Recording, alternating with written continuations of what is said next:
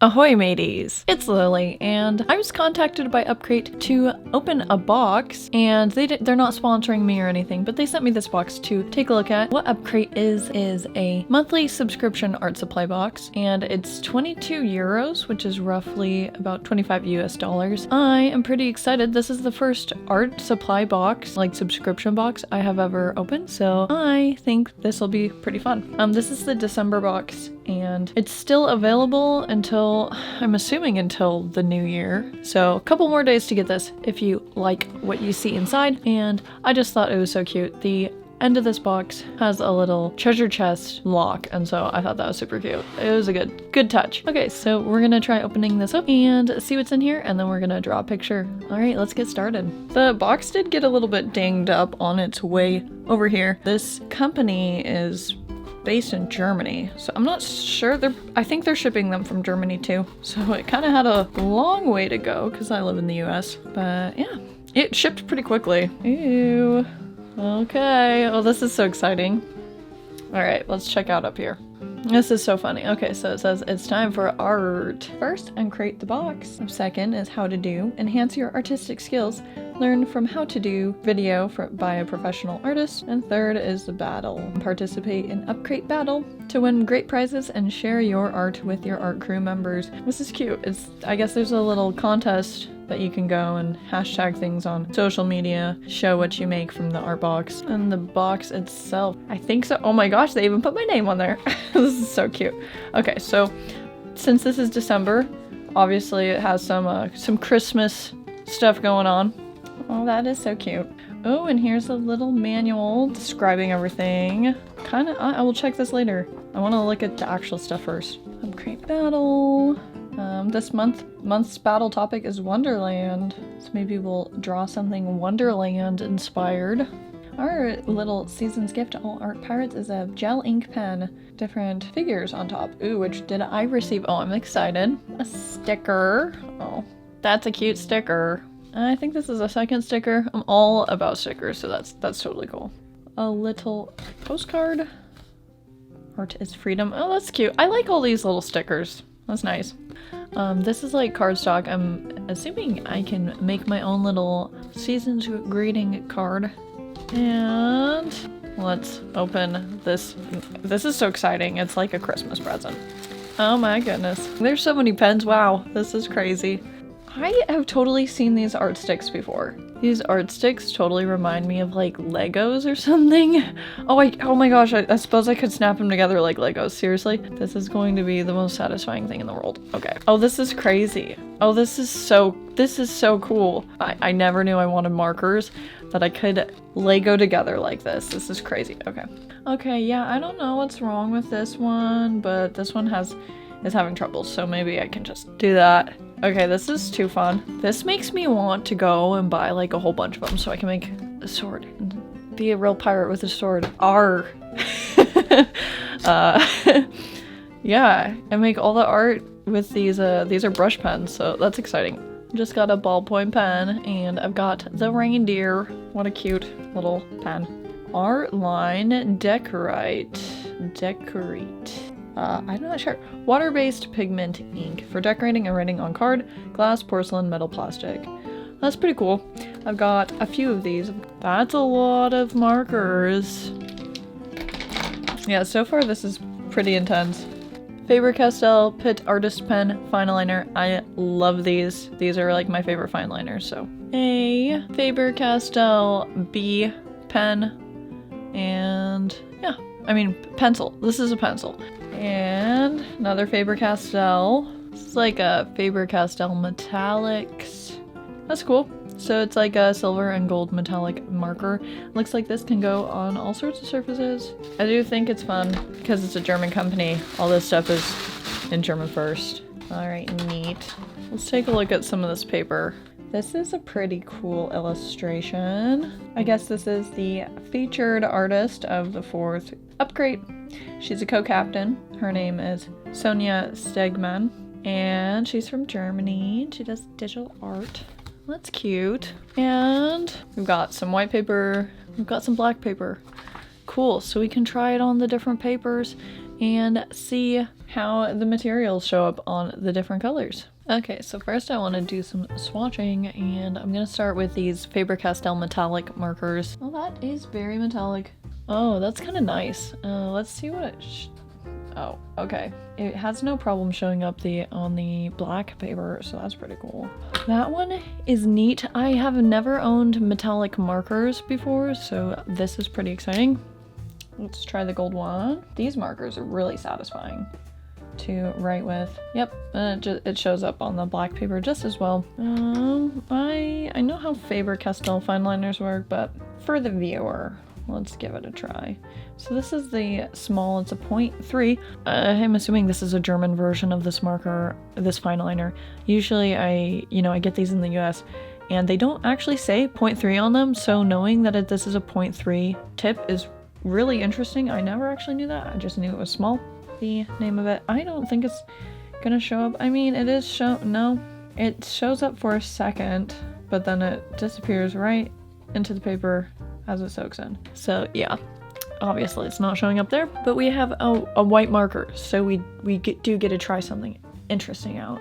Let's just do this pencil. Yep, it's a pencil, and yep, it shows up a little bit because, you know, graphite's shiny, so it's showing up on the black paper. Next we have these Artline Decorite.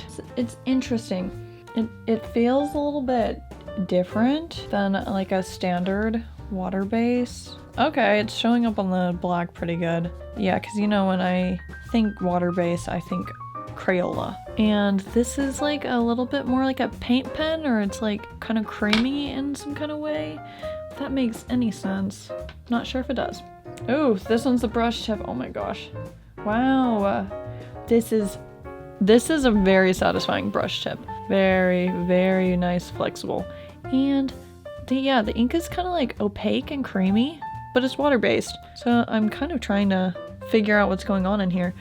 Maybe it's like, almost feels like a really watered down gouache or something. I need to check out these markers more because so far I am enjoying how they lay it down on the paper. It's really interesting.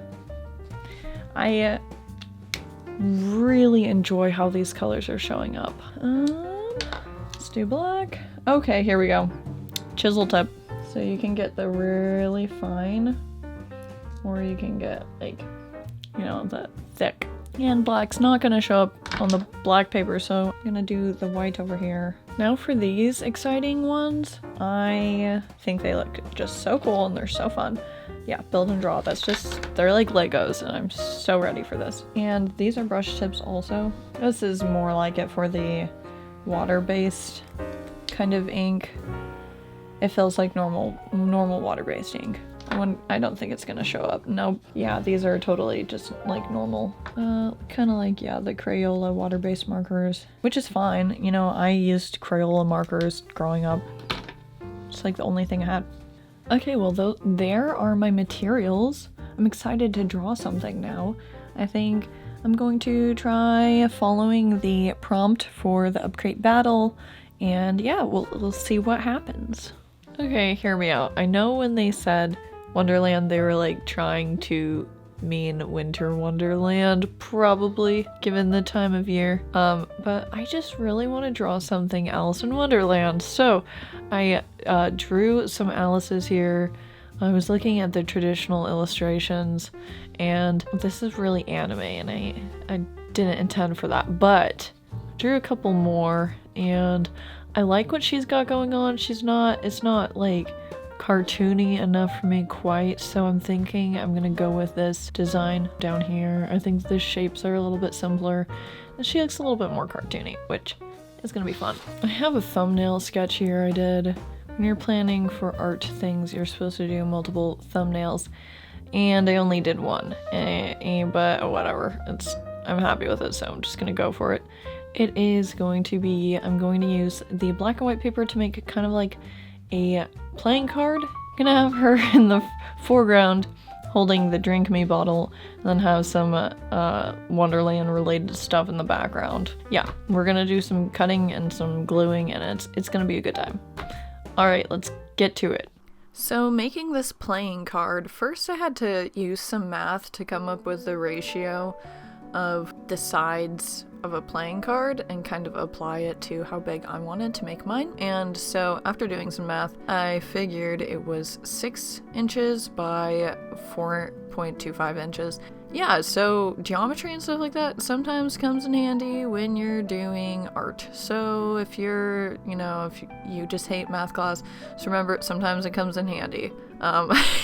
Anyway, yeah, so I cut out some black paper for the background, and right here I'm just sketching Alice. I was looking at the drawing that I made earlier as a reference to how I wanted her design to be, and when I was designing her in the first place, I was studying the old illustrations from the Alice in Wonderland book. I kind of tried to emulate her face, like significant facial features that made her look like Alice, which included the small kind of pouty lips, the small nose, huge forehead, honestly, like giant forehead.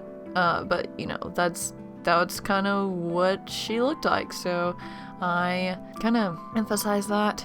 I was just sketching this out. I took a picture for reference of my hand holding a kind of like a cylinder similar to a bottle, and these days with like camera phones and how easy it is to access taking pictures and stuff like that, there's really like no point in not using photo reference for anatomical things like hands.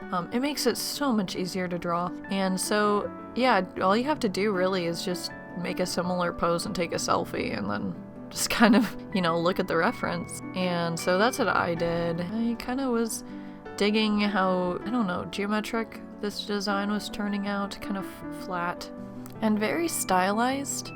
It reminded me a little bit, have you heard of the YouTuber Leilani Joy? It kind of reminded me of her style almost, and I used to watch her videos all the time. I need to see what she's doing these days because her art is very beautiful, and if you haven't heard of her, definitely go check her out.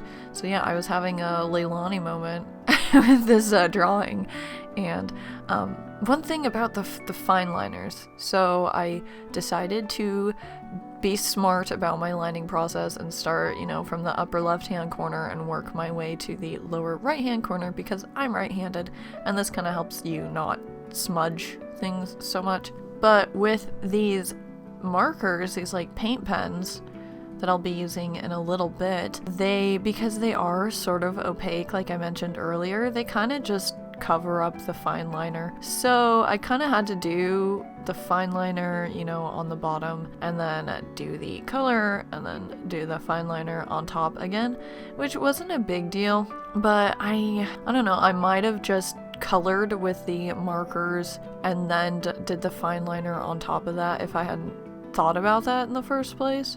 So that's something to keep in mind. If you get these markers, they will cover up the fine liner, which, I mean, in certain cases, like if you mess up fine lining, it's totally great because you're like, oh, I can just cover that up. And the white marker I used a couple times to cover up some smudges and stuff, so that's sort of also a little life hack. Get the white marker and you can use it on top of areas you didn't want fine lined, or if you get a smudge or something. So yep, I'm just fine lining this.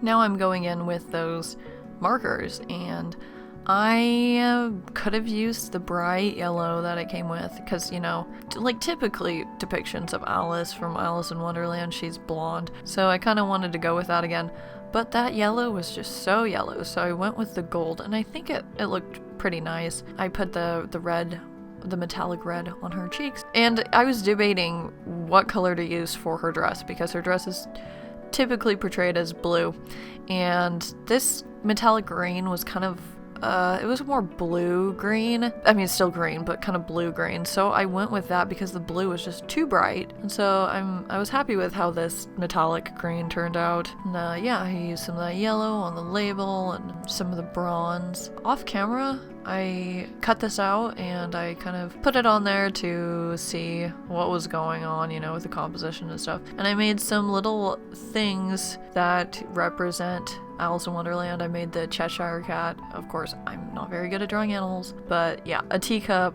the pocket watch, a flamingo, and a rose.